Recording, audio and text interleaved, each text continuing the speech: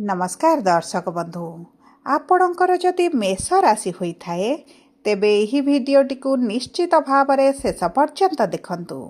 एवं आपणकर व्यस्त बहुल समय मध्यरु मात्र 10 मिनिट समय आपण निज पाई दियंतु एवं निज भविष्यत विषय रे जानतु कहीं ना यही भिडटी रे ओडिया नूतन वर्ष 2026 एवं 27 हार्दिक अभिनंदन सहित एही ओडिया पांजी अनुसार आपणकर आगामी बरसटी किभଳି कटिब ସେହି विषय आलोचना करिबा। ता सहित ओडिया पांजी अनुसार आपणकर एही एप्रिल मासटी केमिति रहिब ताहा मध्य जानिबा।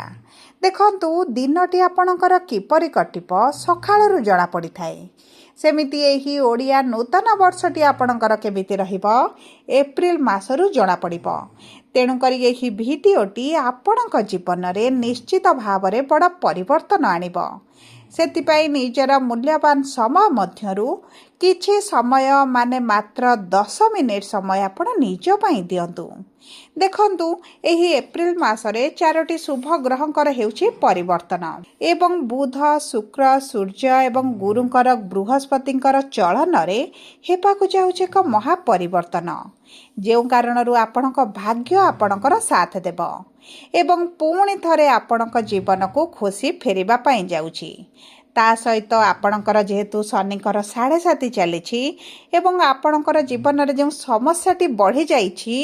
एही गोचर रे सूर्यंकर गोचर कारणरू शनि हेबाकु जाउछंती अस्त,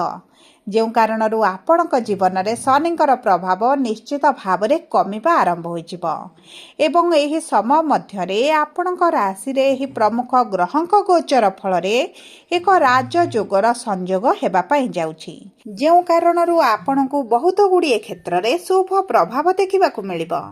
एवं एही प्रमुख ग्रह गुड़िक आपणकर धनर भाव को गोचर करुथिबा कारणरू आपणक आर्थिक स्थिति रे आसीबो बड़ परिवर्तन, जहाद्वारा आपणकर किछि ना किछि अभिलाष पूरण हेबा पाई जाउछि एवं चतुर्पार्श्वरु धन लाभ हेबा पाई जाउछि। तेबे आसंतु जानिबा एही एप्रिल मासरे केबेठारु केउ क्षेत्र रे एवं की प्रकार परिवर्तन हेबा पाई जाउछि। किंतु सबुठारु मुख्य कथा हेउछि कोन रहिछि प्रतिकार जहाँ आपणकर अशुभत्व को दूर करिबारे साहाय्य करिबो एवं शुभाशुभ फल को वृद्धि करिबारे साहाय्य करिबो ताहा आपणकु एही वीडियो माध्यम रे जणाइबी। सेतिपाई आपण आम सह जोड़ी होई रहिथांतु। वर्तमान चलंतु वीडियोटी को आगो को बढ़ाइबा, किंतु वीडियोटी आरंभ करिबा पूर्वरु जदि आपणकर भी मेष राशि होइथाए एवं आपण भी ईश्वर को आंतरिक भक्ति एवं विश्वास करंती तेबे वीडियोटी को लाइक करंतु। कमेंट बॉक्स रे जय जगन्नाथ जय माँ लक्ष्मी अवश्य लिखि दियंतु। ता सहित आम सह जोगाजोग करिबा पई वीडियोर मध्य भागरे एक व्हाट्सएप नंबर टी दिया जाइछि, जो नंबर साहाय्य आपण आम सह जोगाजोग करी निजर नूतन कुंडली प्रस्तुत करि परिबे, कुंडली विश्लेषण कराई परिबे किंबा आपणकर चाकरी विवाह व्यवसाय प्रेम संपर्क शिक्षा स्वास्थ्य को नहीं किछि समस्या रहिछि ताहार सहजर एवं स्वल्प मूल्य रे समाधान करि परिबे। सेतिपाई आपण आम सहित वीडियोर शेष पर्यंत जोड़ी होई रुहंतु एवं व्हाट्सएप नंबर माध्यम रे आम सह जोगाजोग करी खूब कम मूल्य रे आपणक समस्यार समाधान करंतु। एबे आसंतु जानिबा आपणक जीवन रे नूतन पांजी अनुसार एही वर्षर प्रारंभ बा एप्रिल मासटी केमिति रहिबा पाई जाउछि एवं आपणक नक्षत्र अनुसार की प्रकार परिवर्तन देखिबा पाई जाउछंती। देखंतु मेष राशि रो 3टी नक्षत्र रहिछि, जेहेतु नक्षत्राधिपति नक्षत्रर स्वामी गुड़िक भिन्न भिन्न अटंती तेणु करी आपणकर समस्तंकर मेष राशि हेले मध्य भिन्न भिन्न फल आपनको प्राप्त हेबो। मेष राशि रो 3टी नक्षत्र रहिछि, अश्विनी मेष 1/1, द्विजा मेष 2/1 एवं कृत्तिका मेष बा 3/1 मेष राशि। सर्वप्रथमे जानिबा अश्विनी मेष राशि रो व्यक्ति विशेष मानकर केतु हेउछन्ति नक्षत्राधिपति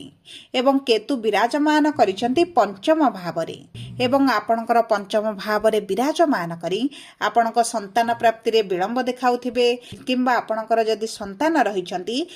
तेबे संतानक सहित आपण किछटा समस्या देखुथिबे तांको स्वास्थ्य को नै हेउ तांको विवाह को नै हेउ क्यारियर को नै हेउ आपणकर चिंता वृद्धि करुथिबे एवं द्वितीयटी हेउची जदि आपण प्रेम संपर्क रे अछन्ति प्रेम संपर्क रे उच्च नीच भली परिस्थितिर सम्मुखीन हेउछन्ति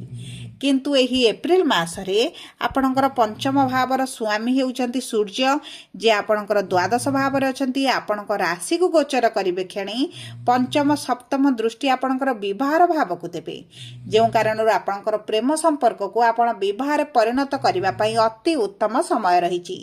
जदि भी आपणकर विवाह रे किछटा विलंब देखुछन्ति समस्या देखुछन्ति तेबे ताहा आपणकर दूर होई जिवो आपणकर विवाह होई पारे किंबा विवाह ठीक होई मध्य रही पारे जदि आपण द्वितीय विवाह करबा पई चाहुतिले तेबे मध्य अति उत्तम रहिछि कारण गुरुंकर सप्तम दृष्टि आपणकर भाग्यर भाव रे रहउछि तेनु करी द्वितीय विवाह माध्यम रे मध्य आपणको किछटा धन प्राप्ति मध्य होई पारे ता सहित जदि आपणकर शिक्षा क्षेत्र रे किछि समस्या देखुछन्ति तेबे आपणको निश्चित भाव रे शुभ फल प्राप्ति हेबो जदि आपण सरकारी चाकरी पई परीक्षा देबे इंटरव्यू देउछन्ति एंट्रांस देउछन्ति एवं आपणकर 14 तारिख परे अछि तेबे आपणको तो उच्च सफलता प्राप्ति हेबो पूर्वरु जदि सरकार स्तर रे किछटा कार्य करूछन्ति तेबे आपणको पई शुभदायक रहिबो किंबा आपणकर जदि किछि सरकारक स्तर रे फसिकी रहिछि किछि कार्य आपणकर डील हेउ प्रोजेक्ट हेउ किंबा किछटा अर्थ जदि फसिकी रहिछि ता मध्य आपणको मिलि जिवो देखंतु आपणकर ऑनलाइन रिलेटेड जदि किछटा कैरियर आरंभ करिवा पई चाहुछथि ट्रांसपोर्ट हेउ एक्सपोर्ट इंपोर्ट रे हेउ किंबा एआई फील्ड रे हेउ सॉफ्टवेयर लाइन रे हेउ आईटी फील्ड रे हेउ जे कोनोसे आपण ऑनलाइन रिलेटेड कार्य करिवा पई चाहुछथि सेही सब क्षेत्र रे आपणको निश्चित भाव रे शुभ फल प्राप्ति हेबो गुरुकर पंचम दृष्टि विवाह भाव रे थिबा कारणरू आपणकर विवाह होई जिवो किंबा वैवाहिक संपर्क रे मधुरता आसीबो एवं आपणकर जदि किछटा कोर्ट कचेरी केस रे फसी रहिचंती सेतरु आपण बाहर को बाहरिबे आपणक स्वास्थ्य रे जे समस्या देखा जाउथला ताहा दूर होई जिवो 14 एप्रिल परठारू आपणक स्वास्थ्य रे आपण धीरे धीरे उन्नति देखिबे एबे आसंतो जानिबा द्विजा मेष राशि रो व्यक्ति विशेषंकर केमिति रहिबो आगामी मासटी बा एप्रिल मासटी देखंतु आपणकर नक्षत्राधिपति होजंती शुक्र एवं शुक्र आपणकर 19 एप्रिल पर्यंत प्रथम भाव रे आपणक राशि रे रहिबे जेउ कारणरू आपणकर भाग्य आपणक साथ देबो आपणक स्वास्थ्य रे जदि समस्या आसुची ताहा मध्य दूर होई जिवो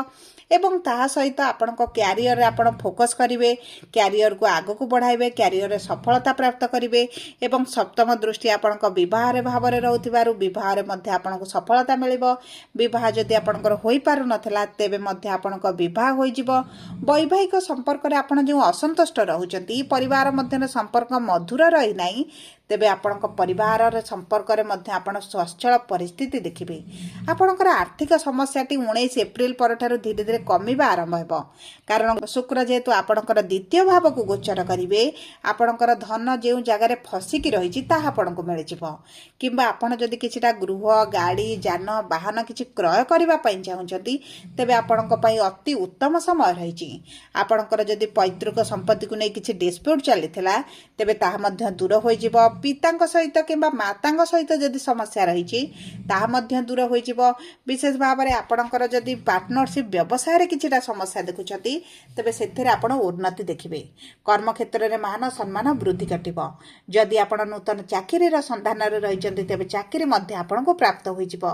मुख्य कथा हेउची आपणकर जदि प्रमोशन पेंडिंग रहिछि किंबा दरमा वृद्धि हेबार अछि किंतु हेई पारु नाही ताहा आपणकर होई जिवो एबे आसंतु जानिबा कृत्तिका मेष राशि व्यक्ति विशेष मानकर एही एप्रिल मासटी केमिति रहिबो देखंतु सूर्य होचंती आपणकर नक्षत्र अधिपति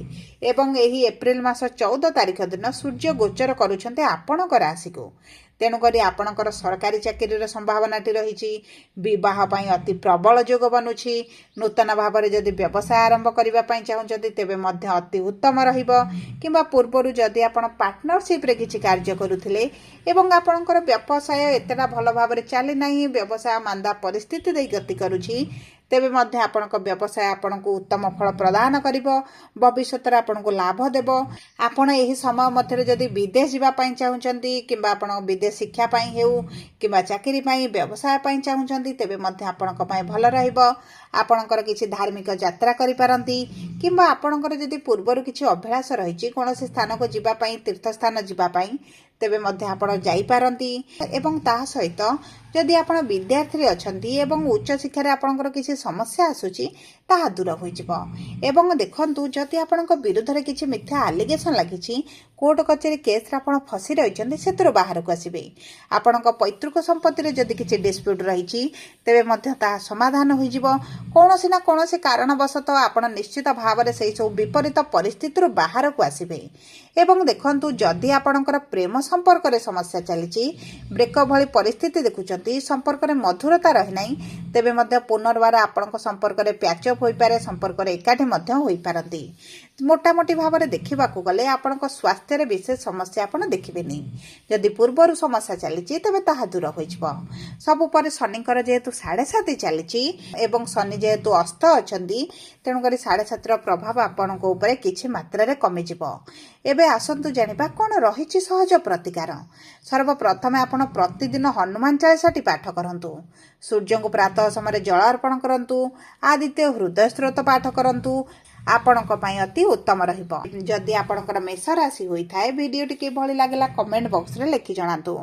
ଯଦି ଆପଣଙ୍କ ପ୍ରିୟଜନଙ୍କର ମେଷ ରାଶି ହୋଇଥାଏ, ଭିଡ଼ିଓଟି ତାଙ୍କ ସହିତ ସେୟାର କରନ୍ତୁ। ଯଦି ପ୍ରଥମ ଥର ଆମ ଚ୍ୟାନେଲକୁ ଆସିଛନ୍ତି, ଚ୍ୟାନେଲଟିକୁ ସବସ୍କ୍ରାଇବ୍ କରନ୍ତୁ।